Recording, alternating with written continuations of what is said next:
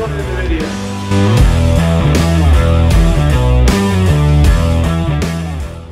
Alright guys, welcome back. Today we are working on the old motor. Working on the old D100. So, as you may have seen in a previous video, this rear end is out of this. And so the issue lied with this. This is just, they had simply labeled this as a pulley kit. Now I don't know the correct terminology for it, but it mounts on the back side of this. And what led to this issue was whenever I was replacing this setup, the front part of the drive for the rear end, the split pulley, I had to dismount this using these 4 screws across the back here, and I had to take that off to get the belt to go around on the back side of this pulley because of this cross member here. This cross member would not allow you to just simply drop it over. As you can see here, it just would not allow you to do it. So, and I just realized I got some parts I gotta transfer over. So, whenever I went to do that, I didn't get the bearing, what would be this bearing on the new part. I didn't get this bearing apparently seated in this part correctly. And well, this part wound up getting marred up, this and the bottom side of it. Here, let me get this flipped around. As you can see, these are not the same, and wound up getting it marred up. The spring wound up coming out along with the bearing coming off, so it was a mess. So I'm going to just real quick show you guys how I got to this spot, because I found the easiest way. There's really only 2 ways of working on this, and one of them's easier than the other. Now you can take this cowl off the seat, the steering wheel and column, and deal with all that up there along with all this other stuff here, but you don't have to. What you can do, and it seems to take a little bit of time off, is to drop the deck using these pins. You have these 2 main hooks here that hook up to the frame, and you have the one that goes to the front, the drag link, and of course the pulley or the belt for the motor, and the engagement cable for the deck. And get that unhooked, drop it, get it out of the way, and then you get to the rear end. And on the rear end, you gotta be a little bit more careful. You need to go ahead and get the lawnmower jacked up and on stands. I've got it on this particular one, on these particular stands. I got them 4 high, 1, 2, 3, 4. So I got 5 showing. But you need to have a little ways off the ground so you can still slide the rear end out. Whenever you do this, you gotta make sure you get all the electrical hookups like this undone. You have the, what is this? This would be the go-go pedal, the gas pedal basically, for the pulleys, for the drive pulleys, the variable pulleys. You have the parking brake over there. That one there is the parking brake. It goes up there. You have to undo the drive belt coming from the motor, and you have to be weary of what's up in there, because you have to reach up in there and unhook this guy right here. And the way to access that one, See, it's from the outside. The way to access it is from the passenger side. Let's see. It's there, and it has these little clips like this. And you have to, if I remember right, you have to flip it up on its side like this, and it'll slide out. And be able to do the same going in and flip it down. And to get those pins out. And you have to, there was another one here. I'm trying to remember where it's at. Oh no, that's this side. Yeah, that's this side. And that little, there's a little, the little pin to disengage the drive that goes back here. Whenever you go to take the rear end out, that will just slide out and it'll drop, and you can, and it'll drop, and you'll be able to just pull it right off the rear end. I gotta try to find it again. I'm not really sure where I put it. And then you have the 4 bolts, 2 on each side. Well, after you get all that unhooked, you have the 4 bolts, 2 on each side, and those are there and there. On this particular model, it's the 2 inside ones. And in the process of this, I did forget to mention, you do want to take the wheels off in order to drop the rear end. And do be careful doing that, because dropping the rear end, it will just simply drop.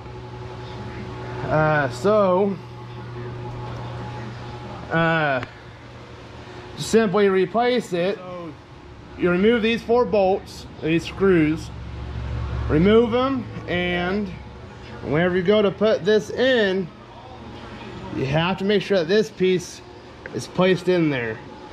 And this mounts inside here, inside these. Now let me see if I can get one of these out.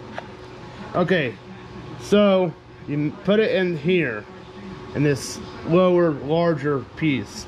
Now whenever you go to mount this back in there, this little catch, see how it's wider? That drops inside a groove right there. Make sure that it gets in there, because it also, as you can see over here, it goes on this upper part for the shifting of it. I presume this is forward and reverse. And whenever you put it in there, it should look something like that. So let me get this together and show you what it looks like afterward. Alright, and that's what that should look like in there. Mounted in there. And you do want to have this open part facing the rear end. Alright, now let's go ahead and get this mounted on there, and I'll show you what that looks like here in a sec. And it looks like that. Now, whenever you're going to put this in, you have to make sure that that bearing that's sitting at the bottom of that is seated in this plastic piece as best as it can. And do not forget your belt, putting it on. And you will also need this piece here. This is a spacer, more or less. Not a spacer, sorry. This is it's a keeper for your belt, your drive belt. You'll need to put this on the new one where you get this kit, and you have to be sure to put it on the same side as the old one. So this one happened to be on the right side, so I'll be putting it on the right side. And after I get this together, get that swapped out, I'll be putting it in and getting it hooked up. I'll try to talk you guys way through on backtracking this through.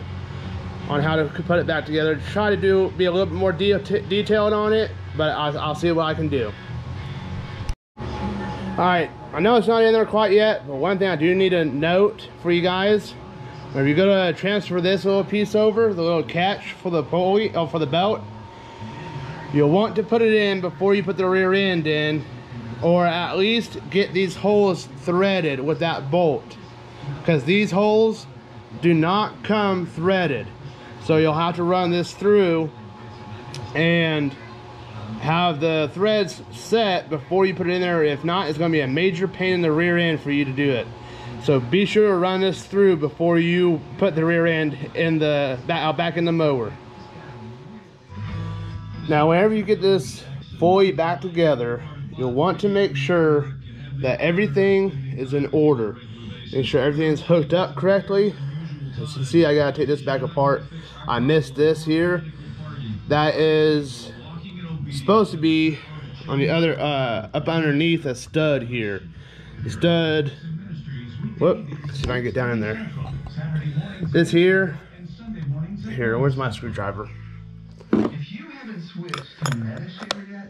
This here, as you can see, my screwdriver is supposed to be up underneath the stud. The stud is supposed to be in this group here, this hole. And it's the stud, the downside of this stud here. And that's supposed to be inside there.